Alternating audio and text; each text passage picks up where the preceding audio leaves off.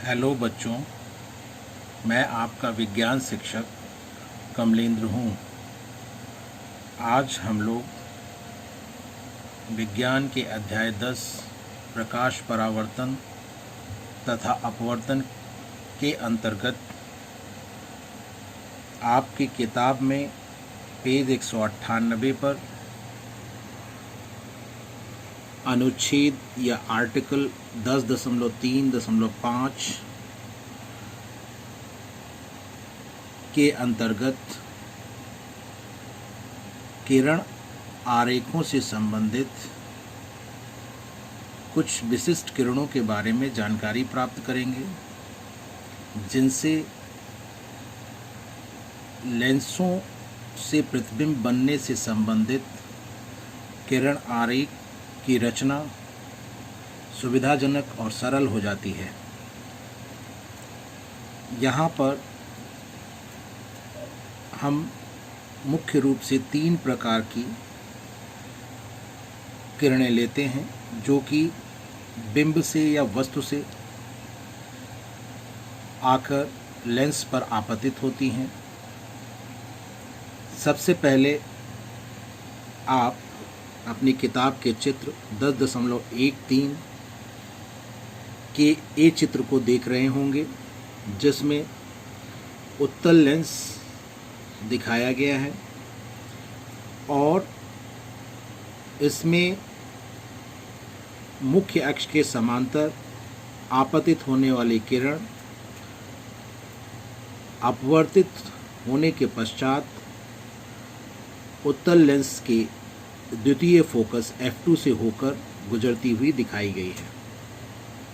तो हमें यह ध्यान रखना है कि किरण आरेख की रचना के समय हम उत्तल लेंस के लिए यदि मुख्य अक्ष के समांतर प्रकाश की किरण लेते हैं तो उसे अपवर्तन के पश्चात उत्तल लेंस के द्वितीय फोकस f2 से होकर गुजरते हुए दिखाते हैं या निर्गत होते हुए दिखाते हैं। ठीक इसी प्रकार चित्र 10.13 के बी चित्र को जब हम देखते हैं तो उसमें हमें अवतल लेंस दिखाई पड़ता है और अवतल लेंस पर जब मुख्य अक्ष के समांतर किरण आपतित होती है तो अपवर्तन के पश्चात वह अवतल लेंस के प्रथम फोकस f1 से होकर आती हुई प्रतीत होती है या f1 से आती हुई निर्गत होती हुई दिखाई देती है, या ऐसा हमें प्रतीत होता है।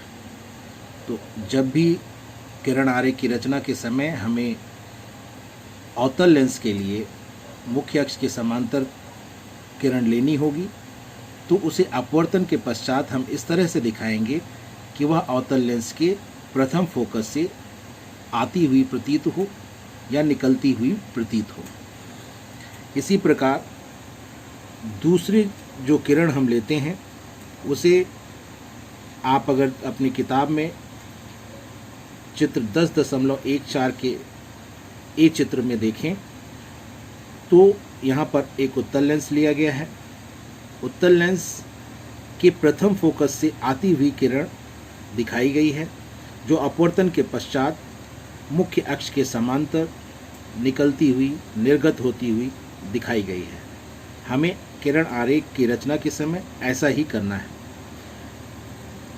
चित्र 10.14 के बी चित्र को जब हम देखते हैं तो वहाँ पर हमें अवतल लेंस दिखाई देता है और अवतल लेंस में हम देख रहे हैं कि बाईं ओर से एक प्रकाश की किरण अवतल लेंस पर आपतित हो रही है। वह किरण इस तरह से आपतित हो रही है कि ऐसा प्रतीत हो रहा है कि वह अवतल लेंस के द्वितीय फोकस की ओर आ रही है या आती हुई प्रतीत हो रही है। यदि इस ऐसी किरण हम लेते हैं तो वह अपवर्तन के पश्चात मुख्य अक्ष के समांतर निर्गत होती है या निकलती है, यह हमें ध्यान रखना है। इस प्रकार हमने दो विशेष किरणों के बारे में जानकारी प्राप्त की, जिससे हमें किरण आरेख की रचना करनी है।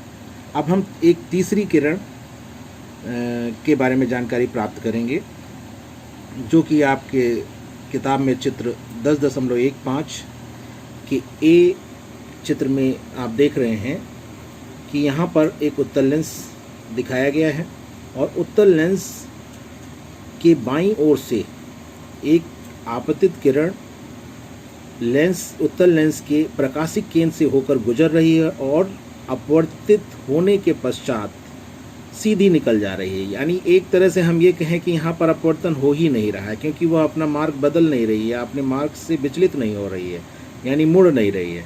तो यहाँ पर हम ये देख रहे हैं कि अपवर्तन हो ही नहीं रहा है और वो सीधी प्रकाशिक केंद्र से होकर आर पार निकल जा रही है। तो हमें यह ध्यान रखना है कि उत्तल लेंस में बाईं ओर से आपतित अगर हमने कोई किरण दिखाई है और वह प्रकाशिक केंद्र से होकर गुजर रही है तो बिना अपवर्तित हुए सीधी निकल जाएगी। ये उत्तल लेंस के लिए है। अब इसके बाद चित्र 10.15 में हम बी चित्र को देखें तो वहाँ पर हमें अवतल लेंस दिखाई दे रहा है। अवतल लेंस के लिए भी हम एक ऐसी प्रकाश की किरण आपतित होती हुई देख रहे हैं जिसमें आपतित किरण अवतल लेंस के प्रकाशिक केंद्र से होकर गुजरती है और सीधी निकल जाती है, अर्थात बिना अपवर्तित हुए निकल जाती है। तो ये तीसरी प्रकार की विशिष्ट किरण थी जिसका प्रयोग हम लेंसों से बनने वाले प्रतिबिंब से संबंधित किरण आरेख की रचना के समय इनका हम प्रयोग करेंगे। यही 3 विशिष्ट किरणें थीं जिसके बारे में हमें जानकारी प्राप्त करनी थी और इस प्रकार हमने इन किरणों के बारे में जानकारी प्राप्त की। इस वीडियो में बस इतना ही, शेष अगले वीडियो में। धन्यवाद।